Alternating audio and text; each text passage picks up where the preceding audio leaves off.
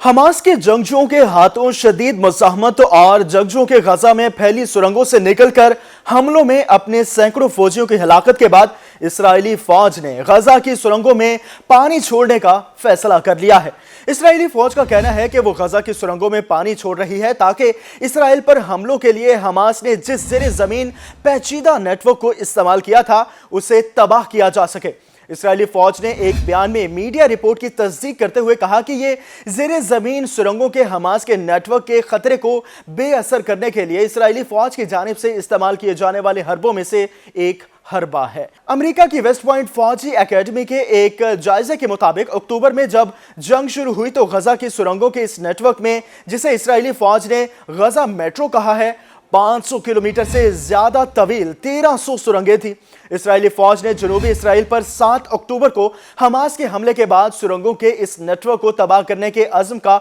इजहार किया था। इस्राएली फौज के मुताबिक 7 अक्टूबर को हमास ने जिन लोगों को यरगमाल बनाया उनमें से बहुत से सुरंगों के वसी नेटवर्क में रखे गए थे या मुसलसल वहां रखे गए हैं। दिसंबर में इस्राएली मीडिया की कुछ रिपोर्टों में खबर दी गई थी कि इस्राएली फौज बहिरा रोम से समुद्री पानी को पंप करके सुरंगों में छोड़ने पर गौर कर रही है, लेकिन माहिरीन ने इंतबाह किया कि यह खतरनाक तरीका है और इससे गजा के महसूर शहरियों को सख्त खतरात लाहिक हो सकते हैं। फलस्तीनी इलाकों के लिए अक़वाम मुत्तहिदा के इंसानी हमदर्दी से मुताल्लिक इस वक्त ये राब्ता कार्लिन हेस्टिंग्स ने इंतबाह किया था कि इससे गजा में पानी और नकासी आपके इंफ्रास्ट्रक्चर को सख्त नुकसान पहुंचेगा। उन्होंने कहा था कि गजा में समुद्री पानी को छोड़ने और इसके बढ़ते हुए दबाव की वजह से इमारतों और सड़कों को भी खतरा लाहिक होगा। दूसरी जानिब अमेरिकी सदर जो बाइडेन ने इन रिपोर्ट्स का बराह रास्त अंदाज में जवाब देने से इनकार कर दिया है कि इसराइल हमास की सुरंगों के नेटवर्क में समुद्री पानी छोड़ रहा है। वॉल स्ट्रीट जर्नल ने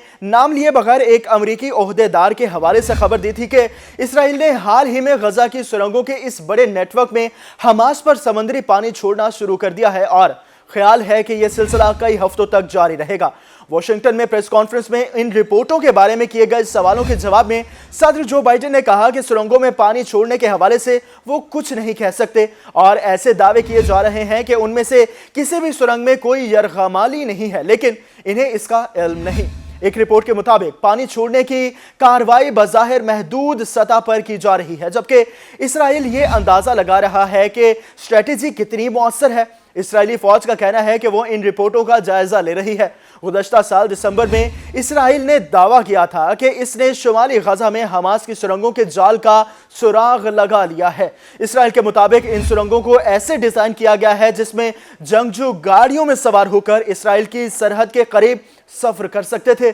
खबर रसां इदारे राइटर्स के मुताबिक हमास के 7 अक्टूबर को शुमाली गजा से इसराइल के जनूबी इलाकों पर हमले के बाद इसराइली फोर्सेस ने जो कार्रवाई शुरू की है, इसका एक मकसद हमास की ज़ेरे ज़मीन सैकड़ों किलोमीटर पर मुहित सुरंगों के जाल और बंकर्स को तबाह करना है। हमास ने इसराइल के साथ शुमाली गजा में बैतुल हनून या एरिस की गुजरगाह के करीब एक वसी सुरंग बनाई थी जो कि सरहदी चेक पोस्टों से सिर्फ 100 मीटर की दूरी पर वाक़ थी। उस सुरंग के बाहर निकलने के रास्ते के मुकाम पर रेत का एक बड़ा सा टीला था। इस्राएली फौज ने मीडिया के नुमाइंदों को इस मुकाम का दौरा करवाया और इन्हें हमास के इस बड़े मंसूबे की तफसीलात से आगाह किया था। वाज़ेह रहे कि शुमाली गजा के साथ जनूबी इसराइल के कई इलाकों पर 7 अक्टूबर को हमास ने हमला किया था। इस हवाले से इसराइली हुकाम ने बताया था कि हमले में लगभग 1200 अफराद हलाक हुए थे, जबकि 240 अफराद को हमास ने यरगमाल बनाया था, जिनमें से लगभग 100 अफराद को आर्जी